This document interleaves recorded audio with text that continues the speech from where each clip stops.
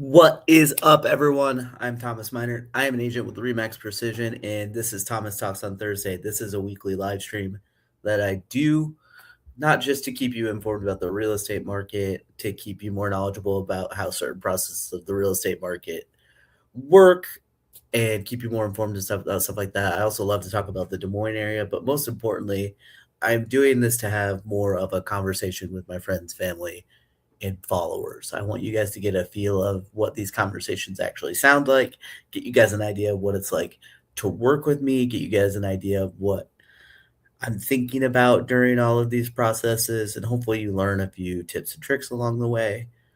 But I really, really want you guys to be involved. So if you are watching, do not be afraid to comment with any question you have, even if it's not necessarily the topic I am covering today. I will either cover it live, just on the fly right now, or I'll make a whole episode about it later and make sure that you know that that's what I'm doing. So last week I did a mock buyer's consultation. It kind of walked you guys through what that looks like, what that sounds like, and things I'm thinking about during a buyer's consultation. So I wanted to do the opposite. Let's do a seller's consultation. So people will reach out to me, say, "Hey, Thomas, I'm looking to sell for whatever reason." I will normally ask them simply on the phone, "Okay, why are we looking to sell? What is your timeline looking like? And um, what have you done to the home since you guys have moved in? If you guys bought it on the MLS, I can look up and see what kind of condition it was when you bought it. I'm trying to get an idea of, has it improved, or has really nothing been done to it? Gives me a really, really good idea of how to run comps. I will also get an idea of how much you owe on the house so I can bring as accurate as possible of an estimate of proceeds. So in that first seller's consultation, you guys will have a decent idea of how much money you'll be making. Then we meet up at the house, we walk through the house. I point out things that I think would be a good idea to do before we list, and just kind of what I see as I'm walking through the home, right? Then I sit down and kind of start walking through some of this stuff so people have a good idea of where my head's at during this whole process and what my goals are. So we got goals right here. So my first goal when helping someone sell their home is to be the best communicator that you have ever worked with.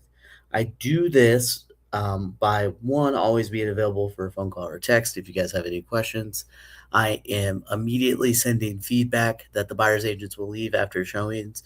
That, unfortunately, is completely up to the buyers that show the house, how quickly they give me feedback, but I'm giving it to you as soon as I get it. I also will do like a weekly summary of how the listing is going. Um, Kind of information that I give on that weekly summary is how much online traffic, how much actual in person traffic. Um, so I'm recapping how many people have visited ZillowRealtor.com and my personal website to look at the house.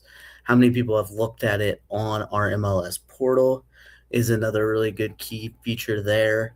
And then I'm recapping how many showings we've had in that last week, what the feedback has been like. And then I also give feedback on what the market has looked like. So in your neighborhood, what houses have sold and what did those houses look like? So you have an idea of what is getting offers if yours has not gotten an offer yet. Those are the kind of things I'm always communicating. And then I'm always there to answer any of your questions as well. Another one of my goals is to educate people. I basically want you to be as educated as possible to make a good decision that you feel comfortable with. But I also, at the same time, do not want to overwhelm people with information, and give you decision analysis paralysis, basically. There's pros and cons to basically every decision you're making while selling. I want you to have a clear idea of those pros and cons, but I don't want to throw so many at you that we end up just never making this decision. That kind of leads right into one of my other goals is to decrease stress. Um, it can be a very, very overwhelming process selling your home, especially if you're selling and then moving on to buying, like right around the same time, because you got two different transactions going on. You got to make sure yours sells, and you got to make sure you're happy with the one that you're purchasing and that that transaction is going smoothly as well. I decrease stress a lot by anticipating problems, and anticipating things that'll come up, and I give you as much of a warning on them as possible, so it's not a last minute thing like, "Hey, we gotta get such and such done before tomorrow." I'm not if I can avoid it, I am not putting you in those types of situations. Lastly, and probably most importantly for sellers, I am looking to maximize the whole process. I'm looking to find that sweet spot depending on what your goals are. I want you to sell the house for as much money as possible as quickly as possible, which I think is pretty much every seller's goal. Um, but I just want to lay that out. And that can look, it really depends on what is more the goal for the seller. There's some sellers that are in situations where, believe it or not, they would really much rather guarantee that they sell it quickly than guarantee that they're making the most money possible. Um, I will say those sellers end up making quite a bit of money, but the selling it quickly ends up being a lot more popular than selling it for a lot of money. Some people will come to me and say, "Hey, this really only makes sense for me if I can make X amount of money." Then I tell them whether how realistic that is, and then I tell them what the process will look like if just the market is not letting you make that much money, and we talk through those goals as well. Let's go to the next slide. This is your pathway to selling. So, step 1 is obviously this is the initial consultation that we are currently in. That's where I walk through the house and talk about how we're going to present the house as best as we possibly can. Then we talk about pricing strategy. Um, that's where we talk about what we're going to list it at. That list price is an invitation, and that list price is your biggest marketing tool.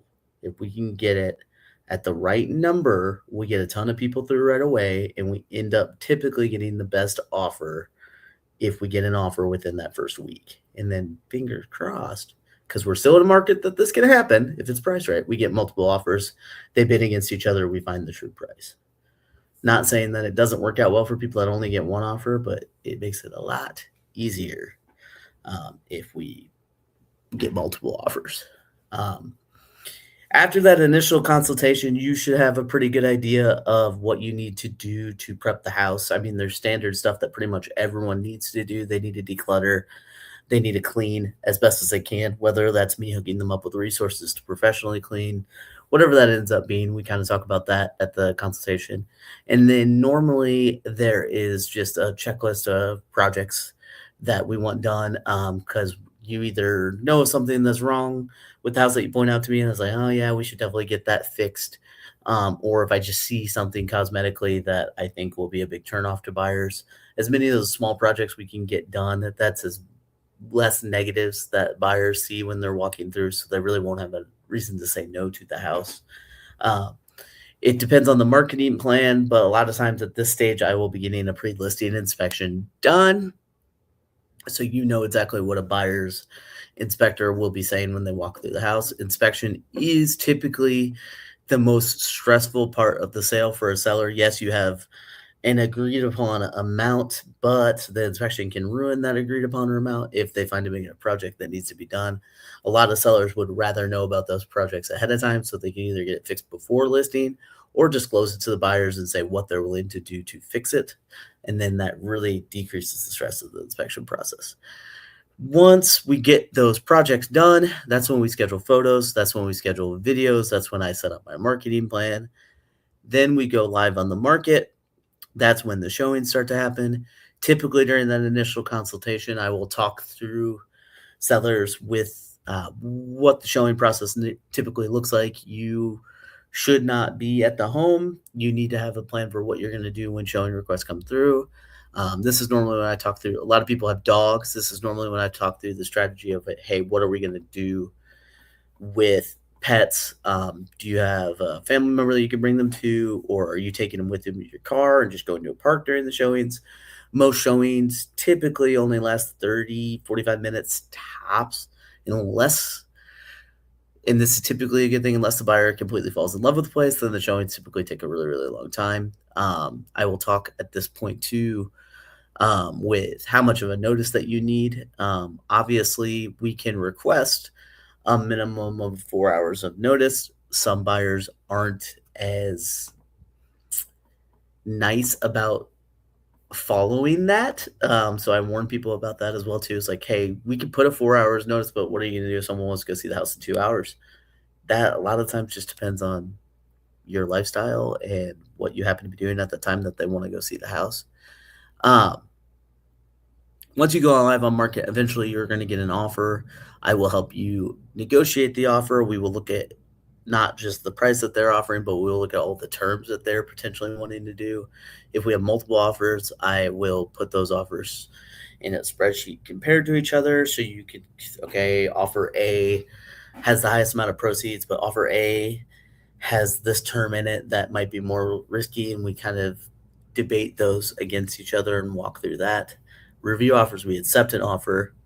Once the offer is accepted, it is under contract. From there, if it is more of a normal transaction, there will be an inspection, there will be an appraisal, and there will be a pest inspection, and then there will be a final walkthrough. Not necessarily in that order. Typically, they're right around that order. Those are the only four things you have left to get to the closing table. Once we get the clear to close, we will get seller documents. You'll sign those seller documents. Once we close, you get a proceeds check, and the house is no longer yours. As simple as that. So, seller consultations are a lot more fun because it's, hey, what are we going to do to market it? What are we going to price it at? What do I think you need to do before we list? How are we going to make sure it's presented as good as we possibly can to get a good offer? It's typically that. And a lot of these conversations, not everyone's home is the same. A lot of these conversations come down to what condition the home is currently in, and are there easy projects that I think that can be done to have it be presented better. And then a lot of it comes down to what are the seller's goals. Honestly, there's some people that reach out to me and it's just like, I'm stressed out by this house. It's costing too much money. I don't want to lift a pinky. What can we sell it at as is? And then that's your goal. We talk about the pricing strategy with that type of goal. Some people are, hey, I have the disposable income to make this house as great as possible. So what projects do you have that I can do to get a good ROI? So it's two completely different things. Let's go through kind of my base marketing plan. There's a lot of other tools I have in my tool bag, but this is basically the stuff that everyone wants and everyone gets. Social media marketing, obviously, we're going to take professional photos. We're going to do professional video. Typically, for every listing, there is minimum 2, but probably more than likely 4 different social media posts that I'm trying to get traction on. Get more people to visit the website highlighting your house. Just get as many eyeballs on it as possible online. And then the good part about doing professional photos, professional video is we are displaying it in the best light possible. Facebook Marketplace, to be totally honest with you guys, this is one that I kind of go back and forth on, but there are agents in our area that have listed their homes that they have listed on Facebook Marketplace and found the buyer through Facebook Marketplace. So I'm not going to reject that potential path just because I've had bad experience with it. So Facebook Marketplace is one that I utilize quite often. Let's see. We got some comments. I'm going to pull them up really quick. No, we are good. Okay. Brokerage and agent outreach. I am at Remax Precision. We have the biggest brokerage in the Des Moines area. We also have a private chat that I can advertise your listing onto and highlight some important parts that you might not necessarily see just by looking in on the MLS and kind of showing it in a different light, and maybe getting someone that has a buyer that isn't quite pre-approved, doesn't even have a portal search set up, but they see it and they say, hey, that's exactly what client A would want. I should talk to them about this house and see if they want to go get it in it the day it's listed. So that is definitely something that can be appealing as well. Cool. Then we have targeted digital advertising. As you're scrolling through social media or Google, you have probably seen sponsored advertisements. that is what those advertisements go to. If the internet knows you're looking at houses, they will send you ads about houses that are listed in your area as well too. Just getting even more eyeballs on it, highlighting the price, highlighting the great photos of it, getting more visits to my website, as many eyeballs on the house as possible. And then there is kind of the old school advertising that I do. I will send out mailers to your direct neighbors so they make sure that the house is listed. I will do open houses that also should highlight to the neighbors that the house is listed. And not only that, the neighbors will be invited to the open house so they can walk through it in person, get an idea of how well priced it is, and hopefully let those neighbors find their new neighbor, which is a really, really good marketing strategy. Um, Open houses also bring in those buyers that are lukewarm or maybe really, really serious. Most serious buyers will tour it with their buyer's agent, but a lot of agents will say open houses don't work. You'll never really find the buyer. I beg to differ. Pretty much every year I've been licensed, I have seen 1 to 2 listings sell through open houses. They do work. It is tricky. It's not the easiest thing in the world. I can't just host one open house and sell a house every weekend, but it does attract buyers that are not quite in the market yet, but they have an easy way to go look at your house. They tour it, they fall in love. It starts to make a lot of sense to them, and they will either offer right immediately, or maybe they'll sign a buyer agency contract with the buyer's agent, go tour a few more, and yours is still the number one. Yours is the reason that they got that pre-approval letter. Yours is the reason that they started thinking about this and they offer on your house. It does very much work. That is that's a listing appointment. A lot of times the listing appointment is not as big of a packet as the buyer's appointment, um, because there's a lot less minutia. It's just how can we get as many people as possible to look at this house, and how can we make sure when they look at it that it's priced right and it's priced well enough that they write an offer. It's as simple as that. But there's a discussion there inside that the seller needs to decide what their main goal is, and do they think I'm the right person for the job, or do they think I should do some certain special marketing thing as possible. You know, that's pretty much it. If you guys ever have any questions about the selling process, don't be afraid to reach out to me. There's a lot of other nuances in the whole conversation, but it's so much more case by case basis. There's discussions on when do we list, what do we wait for. There's also the whole discussion of selling, and then what are you going to move into. Are you in a better market where you want to list your house first then find the house that you're buying, or are you in the type of market that we should find the house that you're buying and then list your house? That's a whole discussion, but it really, really depends person to person. So if you're looking to have a more detailed discussion like that, do not be afraid to reach out. We did get a comment.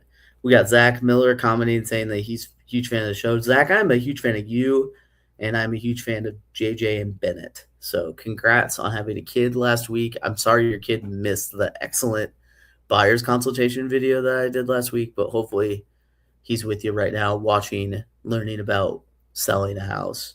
And he'll absorb that through osmosis, and he'll be a great real estate agent if he wants to when he turns 19 or 20. So I appreciate everyone for watching. I hope you guys have a great day. Enjoy the weather that it looks like we're going to get this weekend. I am going to be attempting to break my PR and half marathon this weekend, so make sure to text me encouragement for that. But otherwise, have a great weekend.